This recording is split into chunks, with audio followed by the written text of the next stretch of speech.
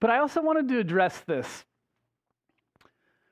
1 John, and actually you probably caught this even as David read to us the gospel reading from the Gospel of John.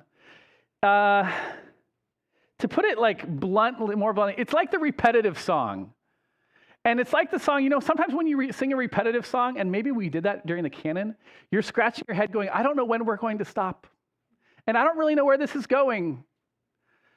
And that's kind of more how John goes sometimes. He's just weaving these themes together. And that's kind of unlike Paul's writing. And actually the other Gospels, if you read Matthew, Mark, and Luke, they're kind of just sequential. One thing follows another thing, follows another thing, follows another thing. And that's a lot of times how Paul's writing is. It's very easy to say as a preacher, oh, this is the section that I'm supposed to preach on, because it's just right there, and then the next thing builds on it. And John, instead, he doesn't do the A, B, C, D kind of teaching. He does the A with a little bit of B sprinkled in, and then I might introduce a little splash of D. And then, you know what, we're going to go A, B, and then we're going to add C right now, and then we're just going to go back to A for a little bit and sit in this, and it's just kind of doing this thing. That's what's happening in John. Now, I've said this, that John is writing near the end of the first century. Most people think around 90, but he was definitely the longest living of the apostles. He was probably the youngest apostle when Jesus was living. And he's addressing this question of these Christians who have given up on some of the basics of Christian faith.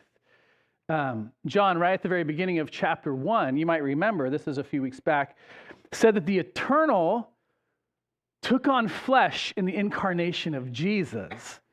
And that because of that incarnation, you actually get to have fellowship with God and fellowship with one another because of the work of God in the incarnation, in the cross and resurrection. And then he addresses this question of sin by beginning to enter into this dialogue of light and darkness that he's going to start to sprinkle throughout the rest of the book at times. And he's also talking about lying, which he's also going to talk about probably next week. And he talks about how they go together and how we deceive ourselves if we don't acknowledge sin and confess it, or we deceive ourselves if we diminish it, or we deceive ourselves and we make God out to be a liar if we say it doesn't even exist. But what we're seeing here, though, in this little book so far, is that your life, your lived life with one another, the fellowship you have with one another, and the ways that you engage with what you do in your life or don't do in your life, has everything to do with these eternal truths of God.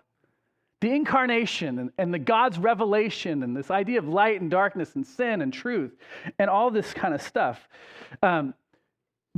Theology is always lived out.